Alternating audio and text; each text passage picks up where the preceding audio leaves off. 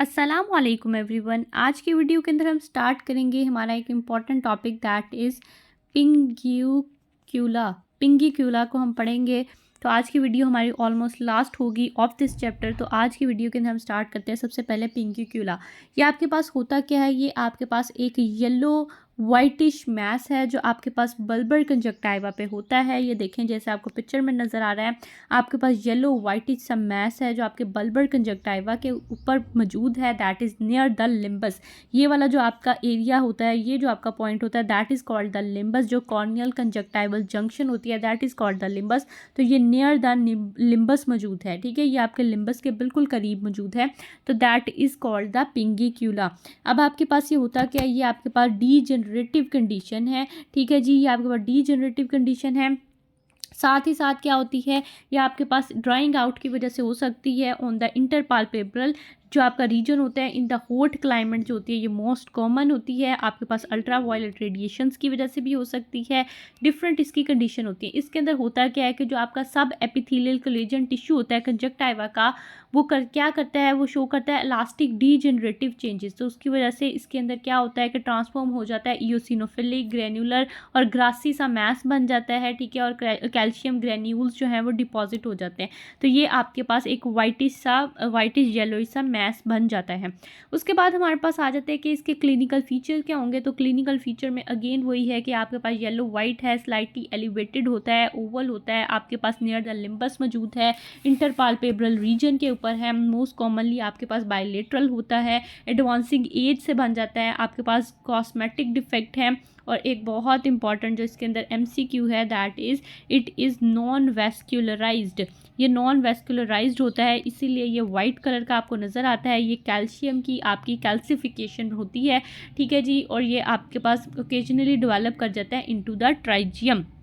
साथ ही साथ हम देख लेते हैं कि हमने इसकी ट्रीटमेंट किस तरह से करनी होती है। तो इसकी हम ट्रीटमेंट देख लेते हैं। तो इसके अंदर कोई भी मेडिकल ट्रीटमेंट इफेक्टिव नहीं है। सर्जिकल ट्रीटमेंट के अंदर हमने एक्सीजन ही करनी होती है और जस्ट एक्सीजन करके हम इसको रिमूव करते हैं। नेक्स्ट हमारे पास जो इम्पॉर्टेंट डिजीज़ आती है दैट इज़ विटामिन ए। आपके पास विटामिन ए की डेफिशिएंसी को हम देखेंगे। तो विटामिन ए जो होता है वो आपके पास मोस्ट कॉमनली आपके पास फैट सॉल्युबल विटामिन है। इसके अंदर डिफरेंट टाइप्स होती हैं इसकी। रेटिनल होता है, रेटिनोल होता है और रेटिनोइक एसिड होता है, ये आपको पता है। रेटिनाइल एस्टर होता है सबसे पहले, फिर रेटिनोल में कन्वर्ट होता है, देन आपके पास एल्डिहाइड रेटिनल में कन्वर्ट होता है, एंड देन कार्बोक्सिलिक एसिड यानी आपके पास रेटिनोइक एसिड के अंदर कन्वर्ट हो जाता है। तो इसकी डेफिशिएंसी जो एक्सेस होती है, डेफिशिएंसी या एक्सेस दोनों आपके पास आपको डिजीज़ की कंडीशन के अंदर लेके जाती हैं।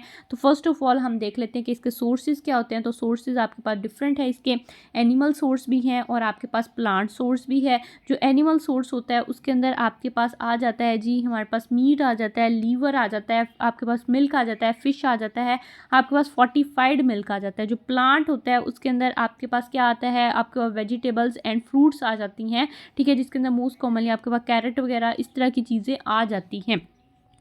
आपके पास विटामिन ए के फंक्शन क्या होते हैं। तो ये आपकी विजन को, जो गुड विजन है उसको मेंटेन करता है, गुड विजन को मेंटेन करता है। आपके पास ग्रोथ एंड सेलुलर डिफरेंशिएशन कराता है, आपके पास मेंटेन करता है of the bodies epithelial surface को, और मेंटेनेंस ऑफ इम्यून फंक्शन भी करता है। तो ये इसके कुछ फंक्शंस होते हैं, आपने ज़रूर याद रखने हैं।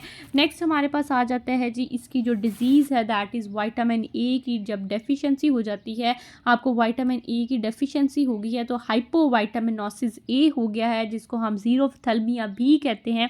तो उसके अंदर क्या होता है, आपके पास स्पेक्ट्रम ऑफ ऑक्यूलर मैनिफेस्टेशंस आती हैं जो हमारे पास due to the deficiency of vitamin A होती है। डेफिशिएंसी किस वजह से हो सकती है? कुछ लोग जो अल्कोहल वगैरह ज़्यादा पीते हैं उनको हो सकती है। चाइल्डहुड के अंदर अगर ज़्यादा होगी तो आपको ब्लाइंडनेस की तरफ ये ले जाती है। अब इसके अंदर होता क्या है, जैसे ही आपको विटामिन ए की डेफिशिएंसी होती है तो आपकी जो कलमनर एपिथेलियल वहाँ मौजूद होती है, वहाँ पर स्क्वेमस मेटाप्लेजिया हो जाता है। आपकी कोलमनर एपिथेलियम जो है वो स्क्वेमस एपिथेलियम के अंदर कन्वर्ट हो जाती है और आपके जो गॉबलेट सेल होते हैं वो लूज़ हो जाते हैं, आपके गॉबलेट सेल जो हैं वो भी रिड्यूस हो जाते हैं, जिसकी वजह से आपके पास ड्राइनेस की कंडीशन आती है। Dryness of conjunctiva and cornea होता है, जिसकी वजह से कॉर्नियल अल्सरेशन हो सकती है, आपकी रेटिना की रिड्यूस्ड विजन हो जाती है और आपके पास फोटो रिसेप्टर जो हैं वो भी रिड्यूस्ड प्रोड्यूस होते हैं, जिसकी वजह से आपके पास नाइट ब्लाइंडनेस की कंडीशन देखने को मिलती है। अब आपके पास आ जाते हैं जी कुछ सिम्टम्स क्या होते हैं। तो एक तो आपके पास most common that is night blindness. Night blindness जो है वो आपके पास बहुत कॉमन है, बहुत कॉमनली देखने को मिलता है। साथ ही साथ आपके पास ड्राइनेस ऑफ आई हो सकती है। ड्राइनेस ऑफ आई जो है वो भी काफ़ी कॉमन है। ड्राइनेस ऑफ आई देखने को मिलती है, आपके पास नाइट ब्लाइंडनेस होती है और साथ ही आपको फॉरेन बॉडी सेंसेशन होने लग जाती है। तो ये आपके सिम्टम्स होते हैं। अब साथ ही हम साइंस देख लेते हैं। तो साइंस जो होते हैं आपके कंजक्टाइवा के अंदर, तो कंजक्टाइवा में आपके जीरोसिस हो जाता है, यानी ड्राइनेस ऑफ द कंजक्टाइवा हो जाती है। साथ ही आपके पास बायटॉट स्पॉट्स बन जाते हैं। ये जैसे आपको यहाँ पिक्चर में इतने क्लियर तो नज़र नहीं आ रहे, यहाँ पे ये आपको थोड़े से कुछ ऐसे ऐसे डॉट नज़र आ रहे हैं। These are called the Bitot dots.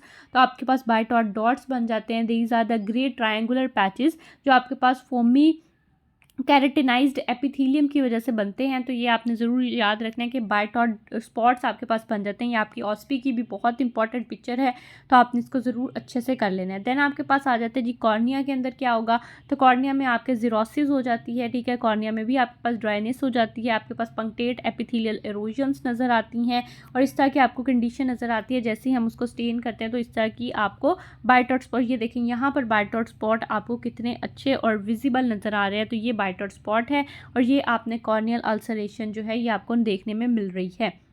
केराटोमलेशिया की कंडीशन भी आपको देखने में मिल सकती है, जिसके अंदर आपके पास लिक्विफिकेटिव नेक्रोसिस हो जाता है जो आपको लीड करता है टू द परफोरेशन। साथ ही हम रेटिना देख लेते हैं। तो रेटिना के अंदर आपको येलो वाइट जो है वो डॉट्स नज़र आते हैं इन द पेरिफेरल फंडस के ऊपर, ठीक है जी। आपके पास साथ ही इसकी कुछ ग्रेडिंग होती है। हमारे पास WHO की ग्रेडिंग है ऑफ द ज़ेरोफ्थल्मिया। तो उसके अंदर क्या होता है, आपके पास सबसे पहले ZN है जिसके अंदर आपके पास नाइट ब्लाइंडनेस हो जाती है। देन आपके पास X1A है।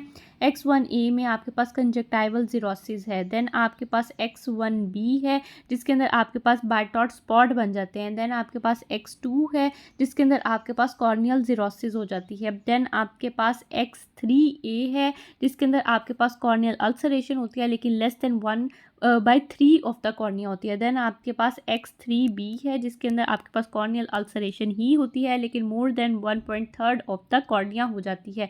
देन आपके पास XS आ जाता है जिसके अंदर आपके पास कॉर्नियल स्कारिंग हो जाती है। एंड देन आपके पास लास्ट में XF आता है जिसमें आपके पास ज़ीरोफ्थल्मिक फंडस हो जाती है। तो ये आपकी कुछ ग्रेडिंग थी WHO की अकॉर्डिंग टू द ज़ेरोफ्थल्मिया। ये आपकी एज सच इतनी कोई खास इंपॉर्टेंट नहीं है, जस्ट आपने रीड आउट करनी है। अगर आपको नहीं याद होती तो दैट्स इनफ, कोई बात नहीं।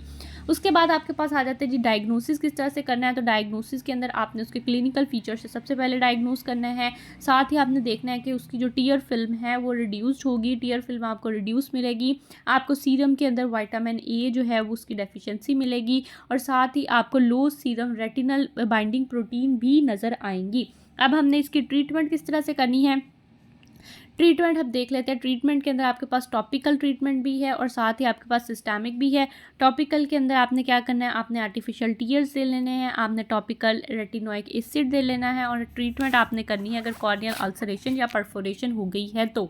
साथ ही आपके पास आ जाती है सिस्टमिक थेरेपी। सिस्टमिक के अंदर हमने ओरली उसको विटामिन A की इनटेक को ज़्यादा कराना है, इंट्रामस्कुलर इंजेक्शन दे सकते हैं और साथ ही हम प्रोटीन कैलोरिक सप्लीमेंट भी दे सकते हैं पेशेंट को। नेक्स्ट आपके पास जो विटामिन A से रिलेटेड हमारे पास एक और डिजीज़ है दैट इज़ विटामिन A। पहले तो डेफिशिएंसी थी, अब विटामिन A जो है वो एक्सेस में हो गया है, यानी आपके पास हाइपर विटामिनोसिस A हो गया है। आपके इनटेक के अंदर डाइट ज़्यादा हो गई है, उसकी वजह से आपके पास टॉक्सिसिटी हो गई है due to the vitamin A। आपके पास क्या फीचर्स देखने को मिलेंगे, आपके पास BIH देखने को मिलेगा यानी बिनाइन इंट्राक्रेनियल हाइपरटेंशन, जिसकी वजह से आपके पास रेज्ड हो जाएगा इंट्राक्रेनियल प्रेशर। इंट्राक्रेनियल प्रेशर जो है वो रेज्ड हो जाएगा जिसकी वजह से आपको हेडेक, आपको नोजिया, आपको वॉमिटिंग और आपको पेपिलो एडिमा देखने में मिलेगा। साथ ही साथ आपके पास yellow colouration of the skin और कंजक्टाइवा हो जाएगी जो आपके पास जॉन्डिस से मिलेगी और साथ ही साथ आपके पास स्केलेटल पेन भी देखने को मिलेगी। तो ये सारे आपके जो सिम्टम्स होंगे that is due to the vitamin A excess की वजह से यानी हाइपर विटामिनोसिस A की वजह से। That is all from my side. आपका कोई फर्दर क्वेश्चन हो तो आप मुझे कमेंट डाउन कर सकते हैं।